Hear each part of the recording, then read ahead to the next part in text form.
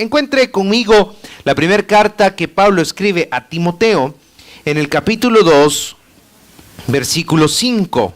Primer carta a Timoteo, capítulo 2, versículo 5. Si lo tiene, le invito a ponerse en pie, en señal que ya lo encontró, para que podamos esta noche dar juntos lectura a este libro especial y maravilloso. Primer carta de Pablo a Timoteo, capítulo 2, versículo 5, dice de la siguiente manera, y una vez más leemos en nombre del Padre, del Hijo y de su Santo Espíritu. Porque hay un solo Dios y un solo mediador entre Dios y los hombres, Jesucristo hombre. Una vez más conmigo, dice así su palabra. Porque hay un solo Dios y un solo mediador entre Dios y los hombres, Jesucristo hombre. Oremos al Señor.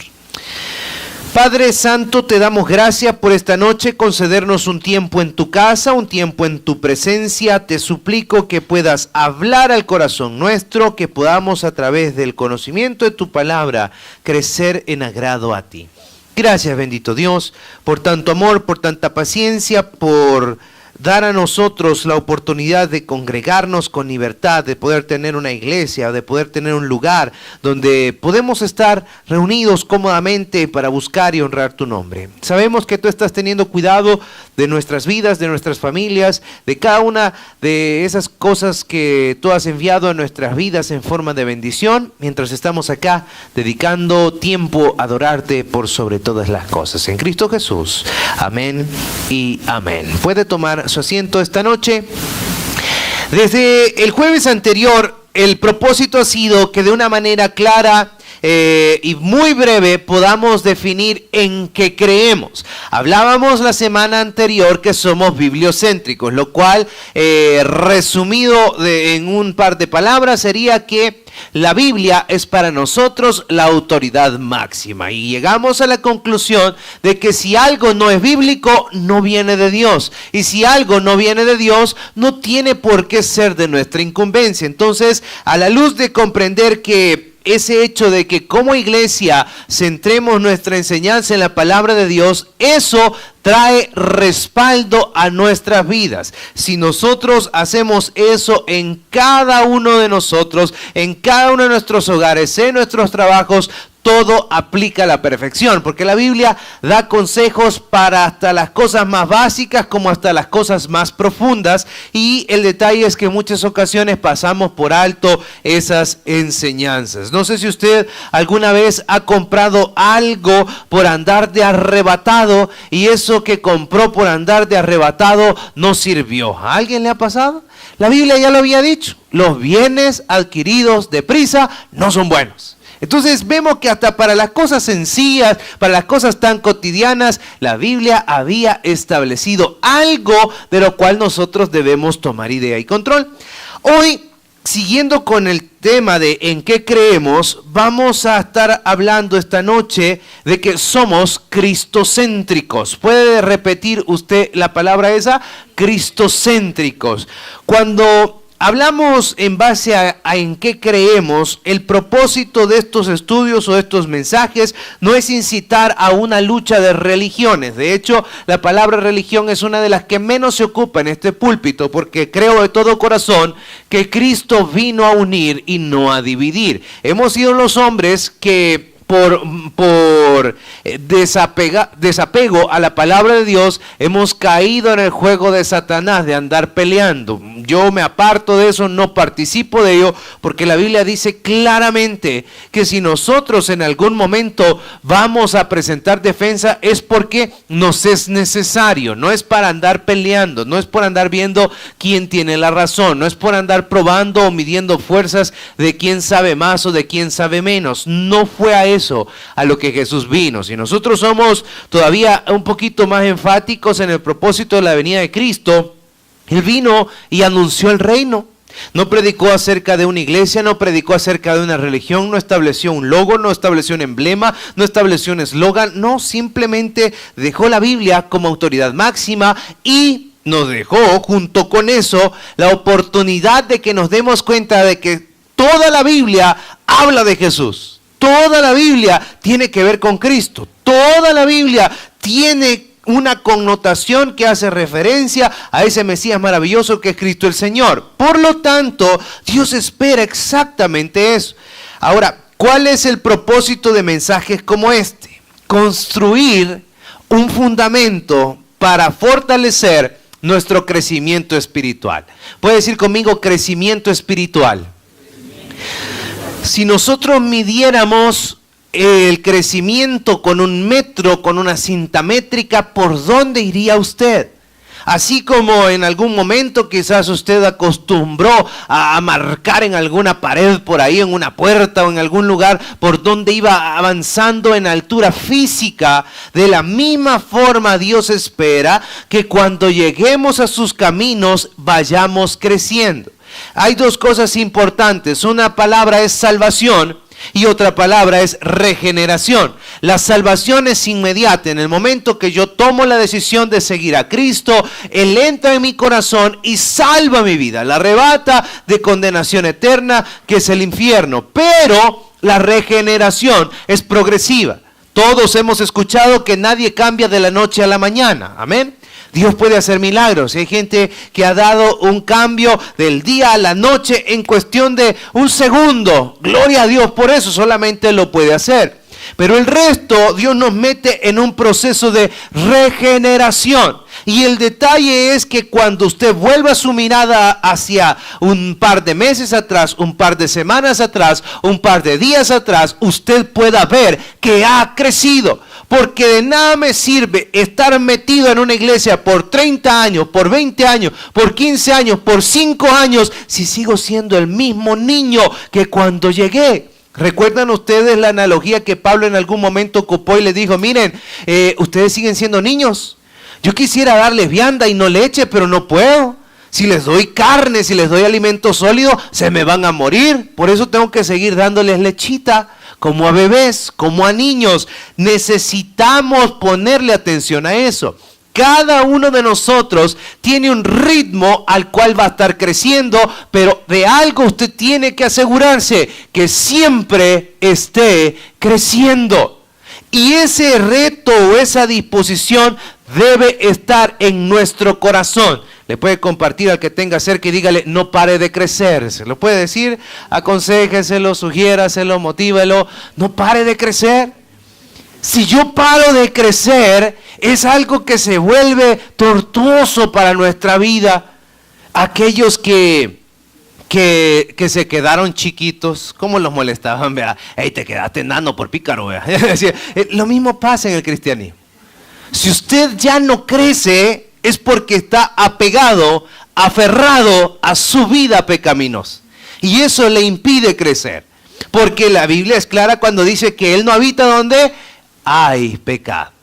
Es decir, que si yo tengo el lastre de mi pecado, eso no me permite despuntar. Yo tengo que en el caminar cristiano irme despojando de las cosas que me son ocasión de pecar para que yo pueda crecer, para que yo pueda elevar mi nivel de vida, para que yo pueda llegar donde Cristo quiere que esté. Jesús vino a eso y vino a llevar nuestra vida a otro nivel. Jesús dijo, oísteis que fue dicho tal cosa, pero yo os digo. Jesús siempre quería elevar el nivel de vida, el nivel de cosas que hacíamos por su obra. Oísteis que se fue dicho, amarás a tus amigos y odiarás a tus enemigos, pero yo os digo, ¿qué mérito tiene eso? El mérito está en amar a los que los odian. Jesús siempre vino a cambiar esa forma de pensar, esa manera costumbrista o esa manera legalista que en aquel momento existía. Lamentablemente, hay cosas que tienen que ver con el trasfondo cultural nuestro, con la manera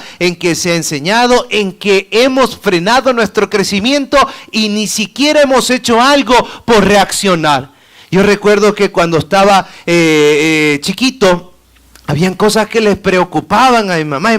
No crecen los niños, que decían, démosle vitamina, démosle zinc, colguémoslos de un palo, algo, pero que crezcan, porque hay que meterlos a hacer algún deporte, que jueguen esto, que jueguen lo otro, por la idea de ponerle atención a que crecieran. No sé si usted en algún momento se ha interesado lo suficiente en su crecimiento espiritual.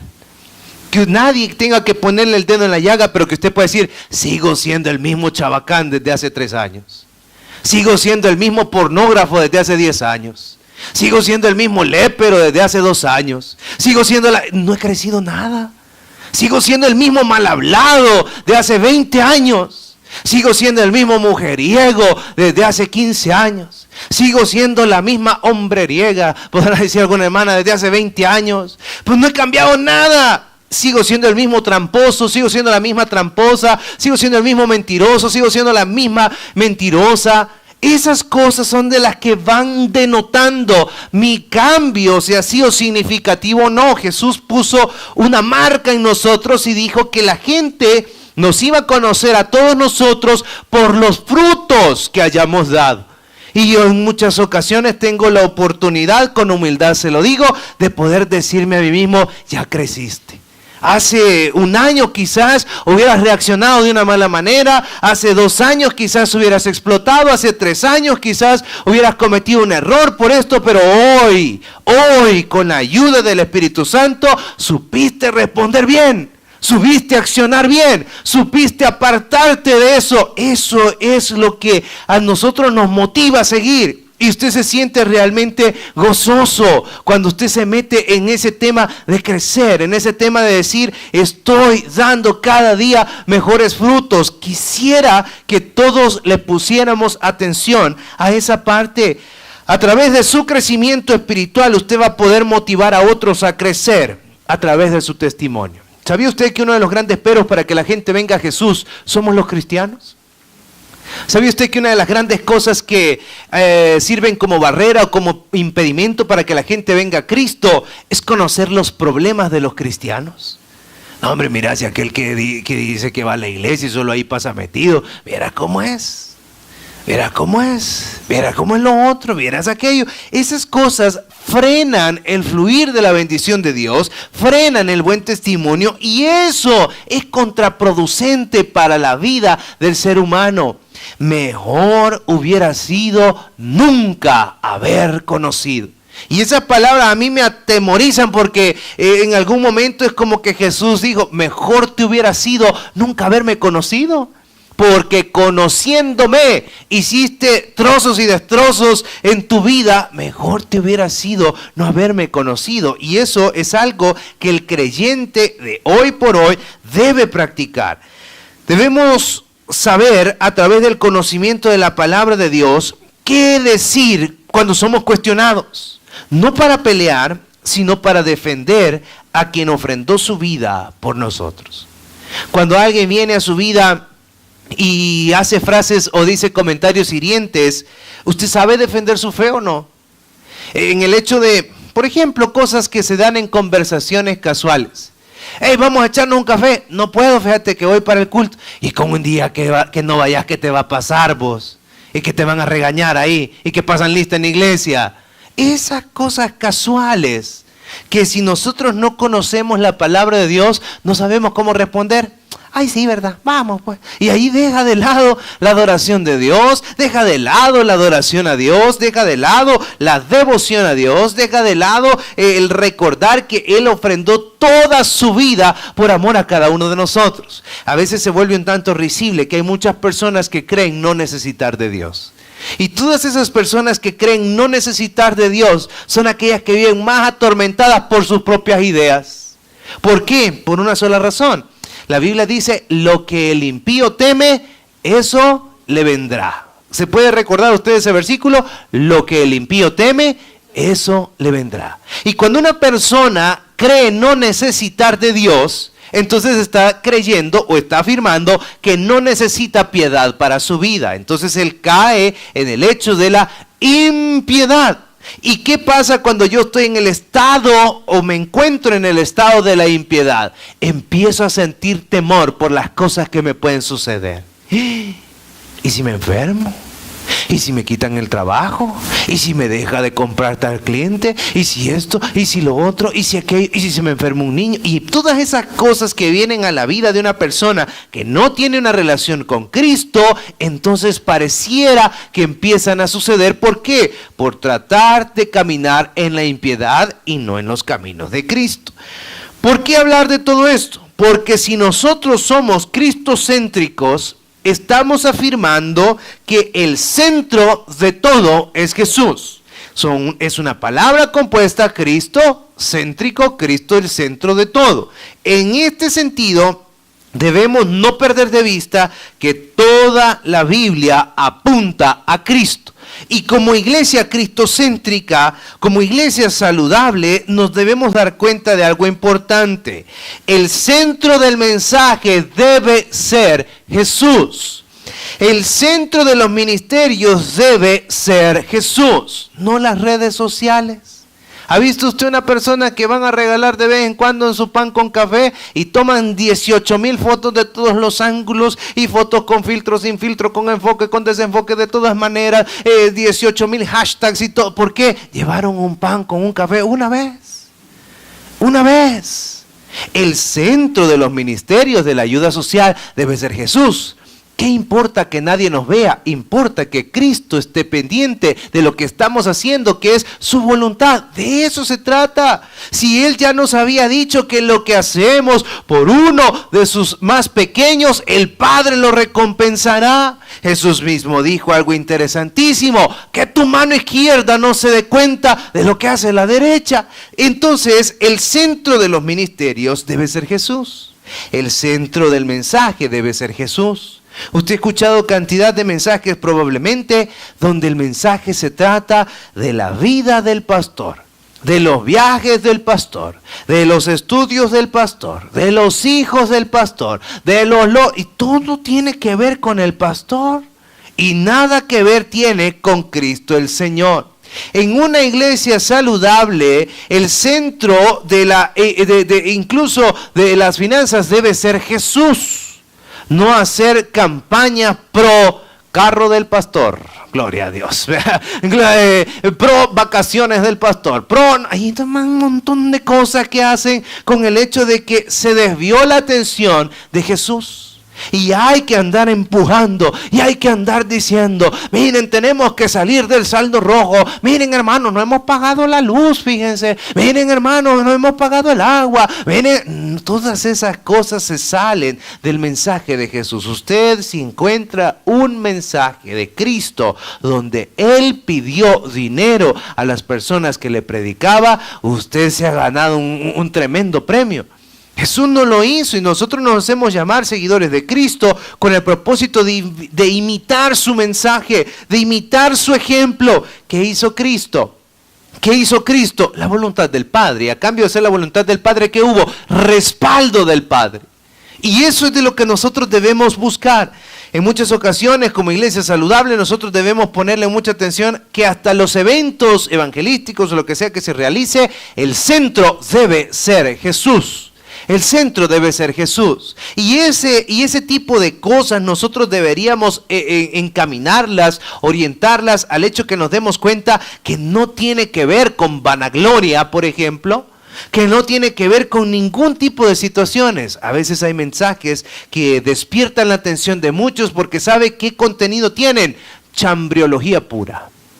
No, si es que si uno le dice, mire, les voy a contar un chambre, hacen silencio sepulcral todo y empiezan a parar la oreja porque a ver qué va a decir, a ver qué van a decir. A donde sea que suceda, ese efecto siempre da, siempre existe, siempre provoca, porque hay una comezón por el hecho de buscarle en la vida de otro, en la vida de los demás. Ese tipo de cosas no son parte de una iglesia cristocéntrica. De todo, el centro debe ser Jesús. El centro no debe ser dinero. El centro no debe ser proyectos, el centro no debe ser hablar de prosperidad, el centro no puede ser hablar de milagros, el centro debe ser Jesús, porque el evangelio se trata ¿de quién? De Jesús.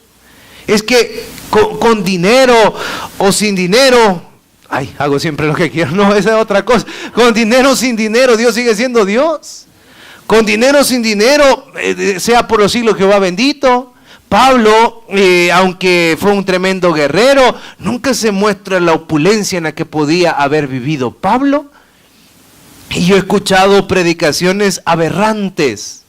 Tuve maestros aberrantes. Ni siquiera digo con el respeto que se merecen, porque decían, miren, le decía a estudiantes, si ustedes no andan 200 pesos en la bolsa, no son pastores, les decía. Y este loco. Y esas aberraciones se fueron metiendo en la mente de un montón de gente que le creyeron más a la palabra de esas personas, a la palabra de esos hombres y no a la palabra de Dios. De ahí viene la interpretación de muchos creyentes que dicen, si no tengo pisto, ando mal con Dios. Si tengo pisto, ando bien con Dios. No son directamente proporcional. Eso no tiene nada que ver con Jesús.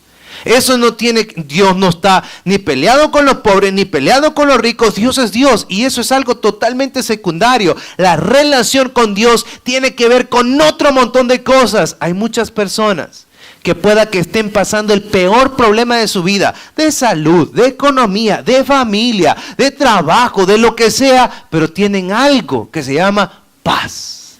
Dígame dónde la compraron, dígame dónde la adquirieron, quién se las dio, Jesús.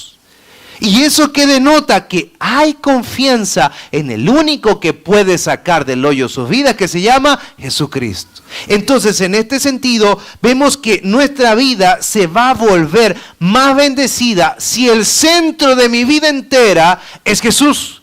Es decir, que todo lo que yo vaya a hacer o realizar se trata de Jesús. Si nosotros trasladamos eso a los servicios que su iglesia tiene, por ejemplo, hoy que hemos aperturado el servicio de familias, ¿cuál es la idea? De tener familias que sean bendecidas. ¿Para qué? Para la gloria de Dios.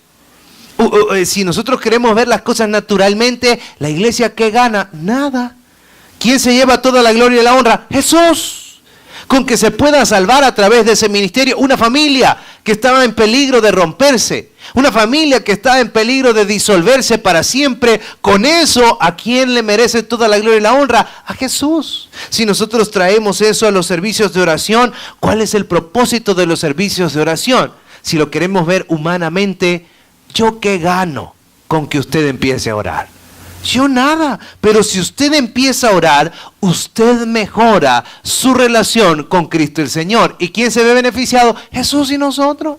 Entonces, en este sentido, cuando tenemos servicios como los de hoy, que se trata de estudiar la Escritura, ¿cuál es la idea? Que conozca mejor al Dios de la palabra. Entre más yo conozco al Dios de la palabra, más fácil me es convivir con ese Dios. Y no tengo ideas totalmente locas acerca de lo que la palabra de Dios establece. Hay gente que sigue minimizando su pecado. Hay gente que sigue diciendo, no, pero lo que yo hago no es nada comparación de... Es que usted no se tiene que comparar con nadie, tiene que compararse con Jesús. Y la Biblia dice que Él es 3 veces santo. A la luz de eso es donde nosotros debemos caminar. Porque nos llamamos cristianos, seguidores de Jesús, que andamos caminando tras los pasos de Cristo. Necesitamos conocer más a ese Dios. Los servicios de milagros tienen que ver con vivir para poder disfrutar del poder de Dios en nuestra vida. Y que un día usted pueda tomar esa bendición de Dios y poder compartir con otros que lo que sucedió en su vida es para honra y gloria de Dios. Se trata todo de Jesús. Todo depende de Jesús. Cuando usted empieza a ver que si su vida, que si su agenda, que si su familia, que si su negocio van en función de Cristo, no hay manera de que nos vaya mal. Al final de todo depende de Dios. No, es que mire, si yo me rebusco, entonces, mire, no.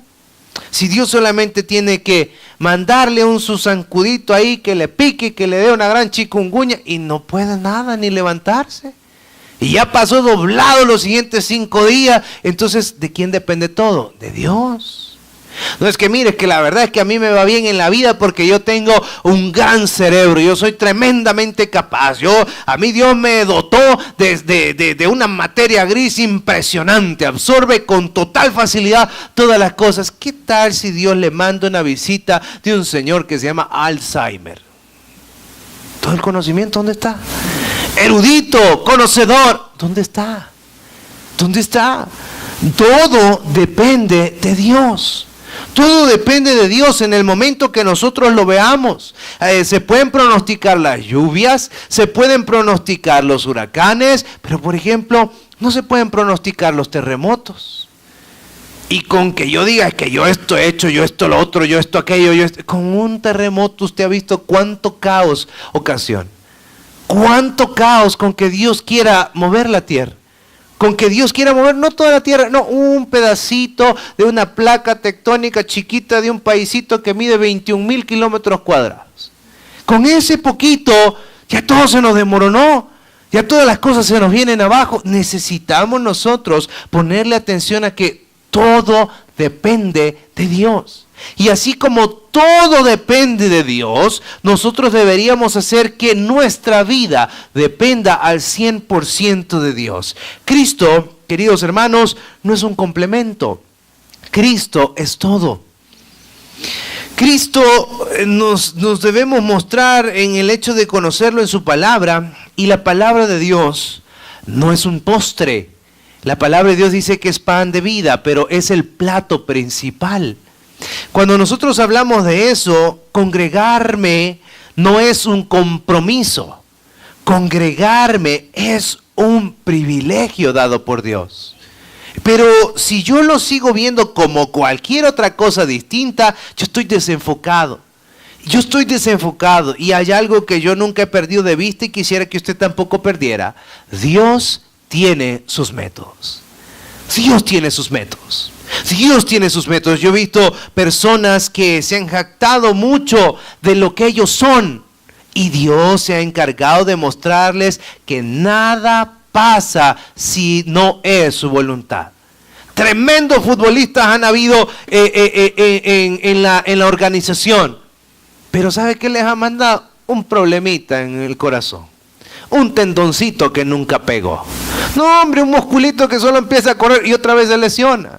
Y entonces, no, pero es que yo aquí, pero es que yo allá. No, si es que si no estás a cuentas con Dios no funciona nada. Yo les he contado en muchas ocasiones cómo el solo pensar en una ocasión de que yo no necesitaba de Dios me trajo a mí consecuencias difíciles. Recuerdo, y siempre lo expongo porque ha sido una de las maneras más claras en que Dios me ha enseñado.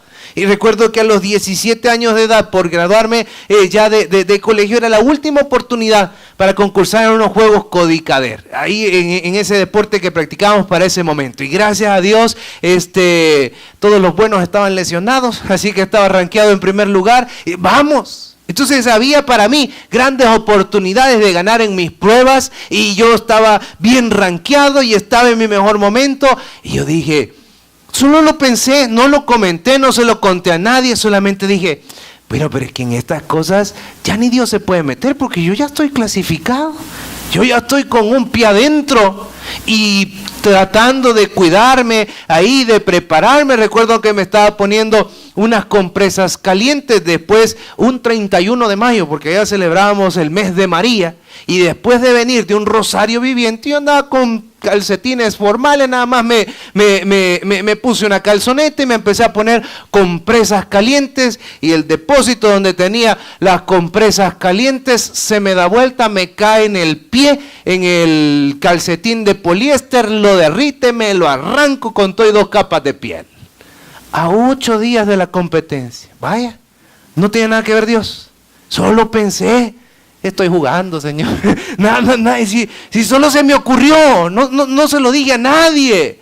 Y eso en mi corazón quedó para decir, todo depende de Dios. ¿Y qué pasó? No fui. Y todos se fueron. Y allá va, mira, va. Y fue a ganar otro más tullido que yo. Y uno dice, ay, ese hubiera sido yo. Ahí hubiera estado yo, y eso hubiera quedado para mí como un gran logro en algo que me gustaba, que me apasionaba, pero que quise no tomar en cuenta a Dios con un ratito que lo pensé. Si yo creo que hasta pedí perdón en el mismo momento, pero lo pensé y Dios me dio una lección de vida. Queridos hermanos, todo depende de Dios. Las cosas que usted quiera ver, que usted quiera hacer, todo depende de Dios. Dios no hace nada solo porque sí. Todo persigue un propósito. Cuando hablamos de que nuestra vida debe ser cristocéntrica, yo me pregunto algo. Si Dios nos diera las gracias, ¿por qué te agradecería a ti? ¿Por qué te daría las gracias a ti? Si Dios tuviera a decir, bueno, hoy es el día en que Dios nos va a dar gracias a cada uno de nosotros por nuestro 2017, por el año que recién cerramos, ¿por qué te daría gracias? ¿Por qué nos daría gracias Dios a nosotros? Esa es una gran pregunta para ver cuánto Jesús es el centro de tu vida. ¿Por qué podría Dios darme las gracias a mí? ¿Qué pude haber hecho yo que sumara para que el centro de mi vida sea Jesús?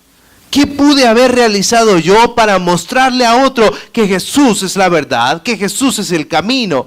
¿Qué pude haber hecho yo para conducir a una persona a que conociera a Jesús y que Jesús se volviera su centro? De eso se trata el hecho de llevar vidas cristocéntricas. Que todo lo que hagamos gire en función de Dios. ¿Cómo es su adoración a Dios? ¿El tiempo que le sobra o esto es prioridad para usted? Si usted acondiciona todo lo demás a su adoración a Dios, va por buen camino. Pero si usted condiciona su adoración a Dios después de haber terminado todo lo demás, está en el camino equivocado. Porque Dios no comparte su gloria con nadie. Ser cristocéntrico es no cambiar a Jesús por un paseo. Ser cristocéntrico es cambiar la hora del paseo por adorar a Dios por sobre todas las cosas. Es que no está mal pasear. La Biblia dice en Eclesiastés que hay tiempo para todos. Lo que es ofensivo para Dios es que nosotros desordenemos esas prioridades. En muchas ocasiones lo he ilustrado, y es que si usted queda con su novia de cenar hoy a las 8 de la noche y faltando una hora le dice, mira mi amor, fíjate que ya no voy a llegar porque voy a ir a cenar con mis cheros. ¿Qué cree que le va a pasar? Se va a quedar soltero y sin compromiso de manera insofacta, de un solo. Quédate con tus cheros.